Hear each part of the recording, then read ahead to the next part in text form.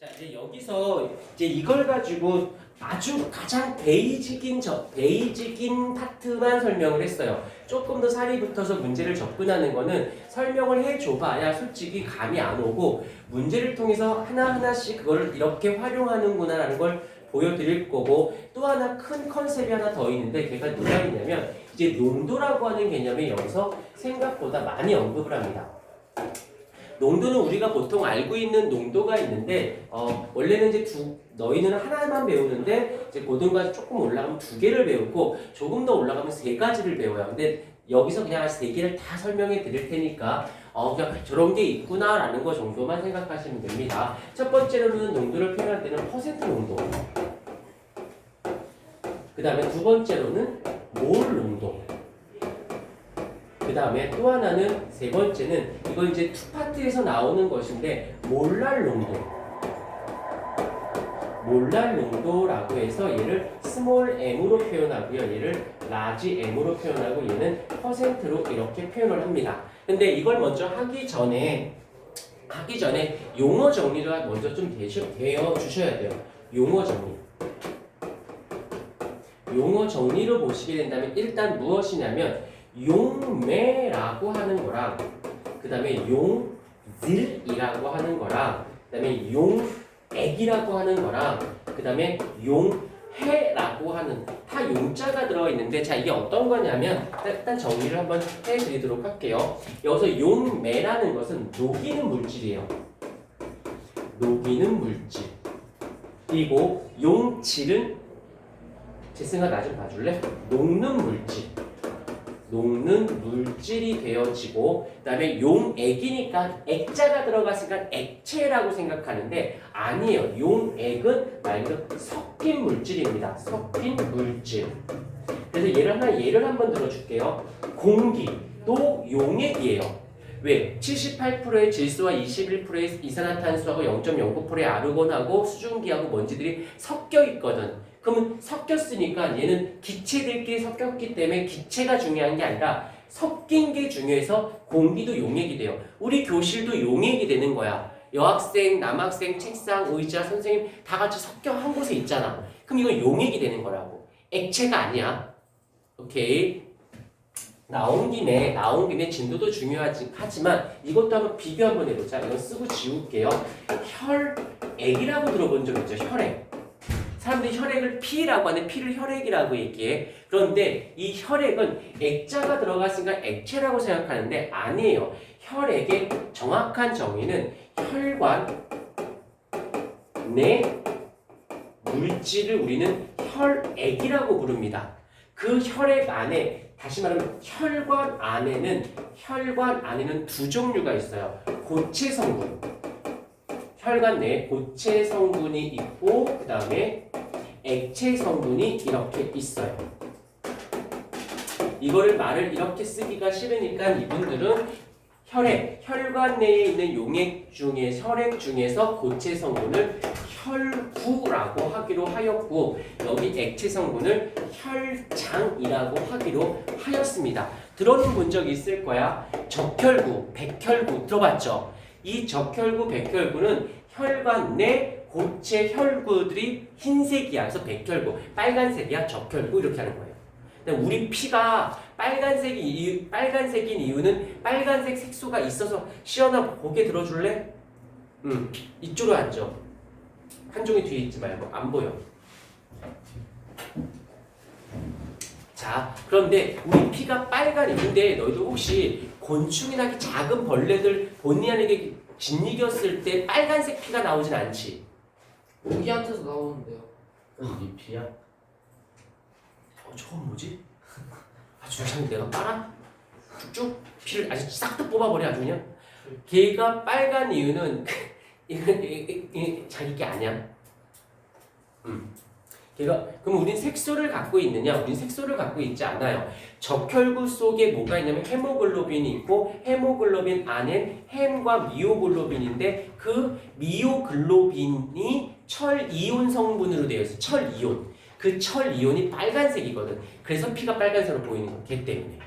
근데 작은 벌레들은 굳이 적혈구가 있을 필요가 없어. 그래도 산소 운반하는데 지장이 없어서. 그래서 걔는 적혈구가 없어서 빨간색이 아닌 겁니다.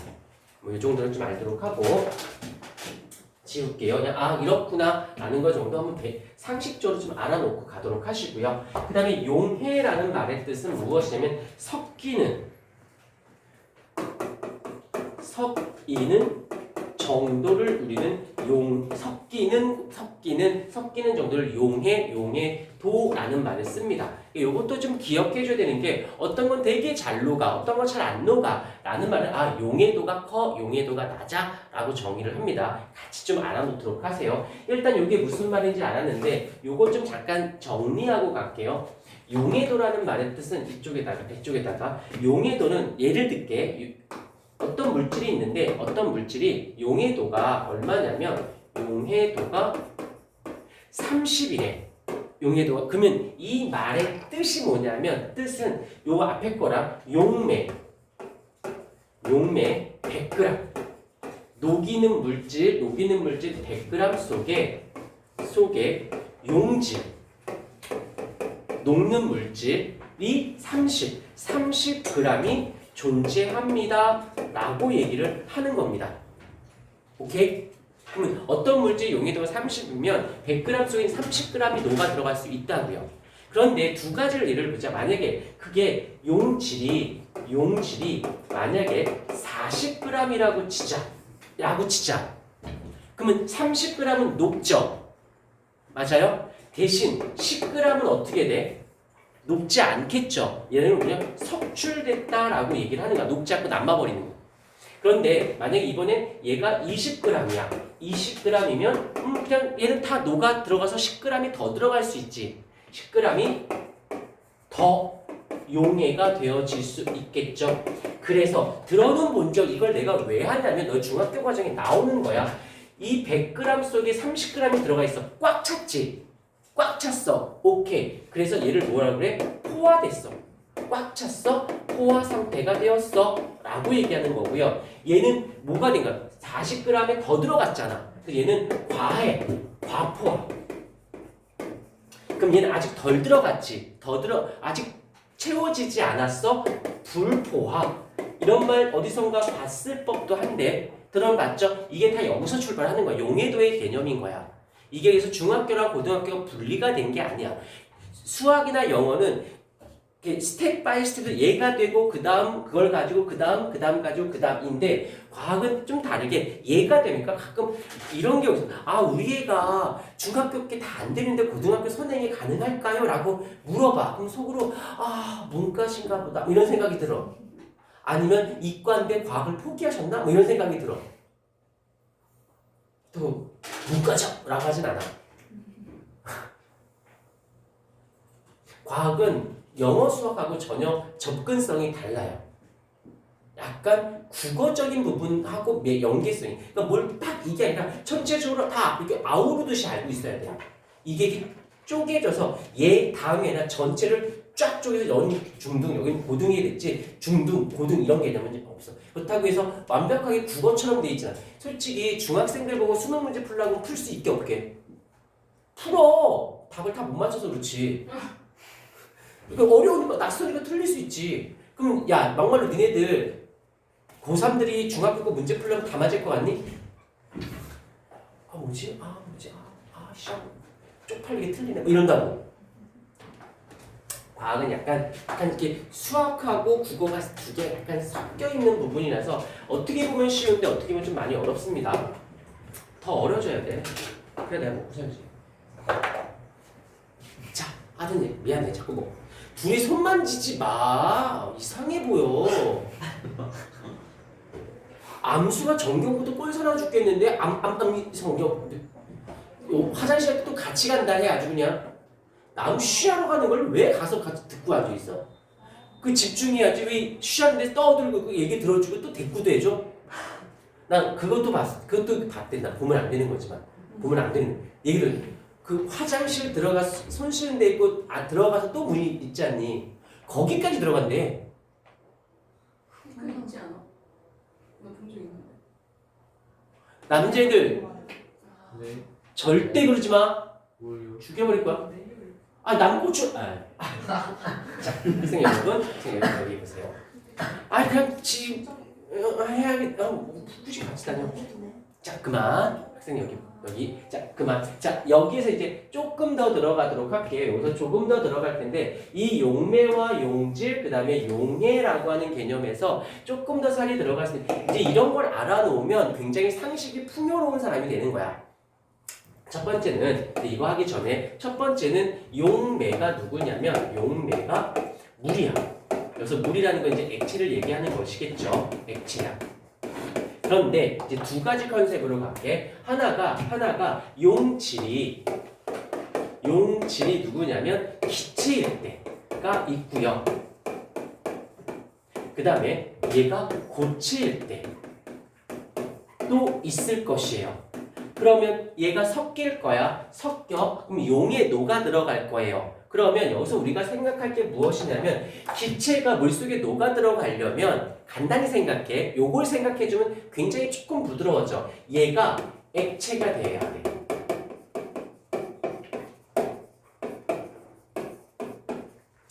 섞여.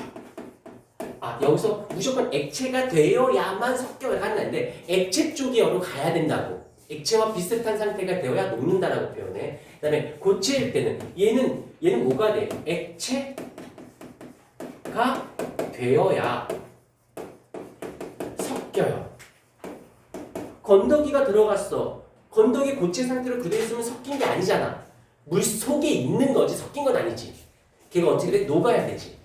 무슨 말인지 알겠죠? 얘가 기체 상태로 그대로 있으면 물 속에 있지 않고 기체 상태에서 날아가겠지. 얘가 약간 액화가 돼야, 그래서 여기를 뭐가 된다고 해? 액화가 돼야 된다라고 하고 여기서 뭐가 돼야 돼? 융해가 되어진다라고 표현을 한다라는 거네. 그러면 요걸 이해가 됐으면 조금 더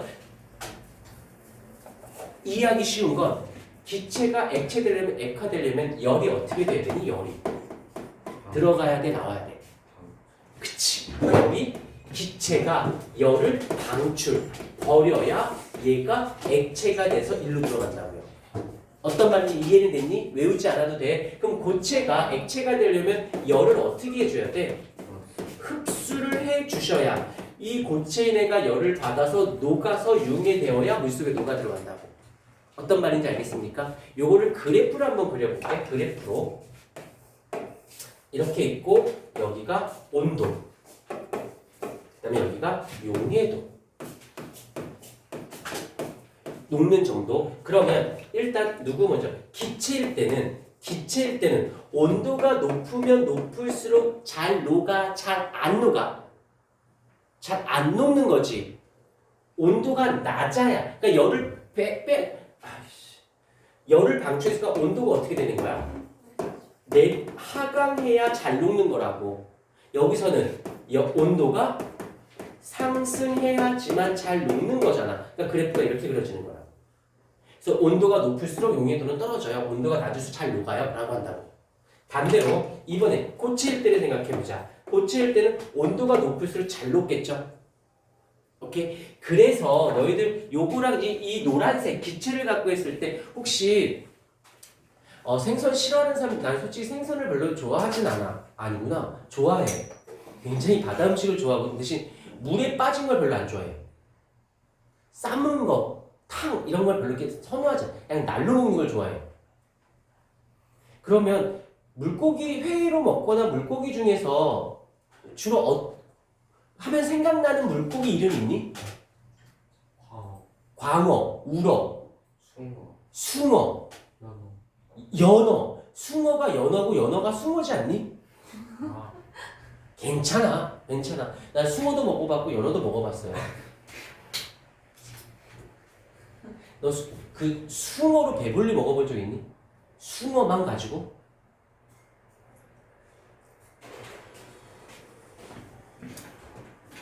아무튼 고등어, 삼치, 참치 뭐 요딴 것들 있지. 걔네들 생김새가 전체적으로 어떻게 생겼니? 이상하게 생겼어요. 걔 입장에서 너도 이상하게 보여. 보통 걔네들 하면 전체적으로 그냥 대충 요따고 생기지 않았니? 멋대가리 없이 생기지 않았나? 근데 따뜻한 물에 사는 물고기들 생각해봐. 되게 막 색깔도 막 좋고 막 그렇지 않아? 그게 왜 그런 거냐면 얘는 한류성 어류야. 추운 데 살아. 추운 바닷가에 살다 보니까 온도가 낮은 곳에 살아. 그러니까 물속에 산소가 많이 녹아 있어요. 그러니까 내가 공기를 쭉 물을 마셔서 아감에서 걸러낼 때 산소가 충분해. 그다음에 춥잖아. 추우니까 내 몸이 어떻게 될까? 열을 계속 빼앗기겠지. 그러니까 어떻게 계속 움직여야 돼. 그다음에 군더더기가 있으면 안 돼. 계속 움직여야 되고 산소가 충분히 공급받아서 막 움직이니까 여기에 쌀데기 없이 그냥 그렇게. 근데 난류성 더운 지방 애들은 용존 산소량이 낮아요. 온도가 높으니까 공기 속에 물 속에 산소가 별로 없어. 그러니까 막 움직이기가 쉽지가 않은 거야. 그러니까 근데 나를 잡아먹는 포식자가 나타나. 그럼 도망은 가야 되는데 잘 못 움직이니까 어떻게 독을 갖는다든지 아니면 위장수를 한다든지 여러 가지 방식을 채택하는 거예요. 오케이, 이 정도는 좀 상식처럼 알아놓도록 하시고 자 끊고 이제 요게 이제 기본적인 하나가 더 있는데 계속 할게 그냥. 여기들 밑에다 써주세요. 두 번째 뭐가 있냐 집중 좀 해. 자 일단 여기서는 보면 용매와 용질이 여기서는 용매와 용질이 달라 상태가. 그런데 이번에는 봐보자. 이번에는 용매나 용질은 얘가 무엇이냐면 간장이야. 그럼 얘가 물이에요. 아이고 이렇게 쓰지 말고 이렇게 돼 있는데 첫 번째 물에 간장을 붓습니다. 두 번째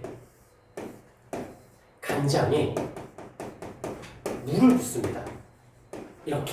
그럼 간장도 액체고 물도 액체야. 그럼 둘 다 액체였을 때는 어떻게 합니까? 라고 할 때는 여기서 용매가 둘 다 액체이기 때문에 둘 다 액체야. 둘 다 액체예요. 라고 했을 때 용매가 많은 양을 가진 애가 용매가 되고 적은 양을 가지고 있는 애가 용질이 됩니다. 그러니까 물속에 간장 한 방울 떨굴 때랑 간장에다 물 한 방울 떨굴 때를 따졌을 때 여기서는 얘가 용매가 되고요.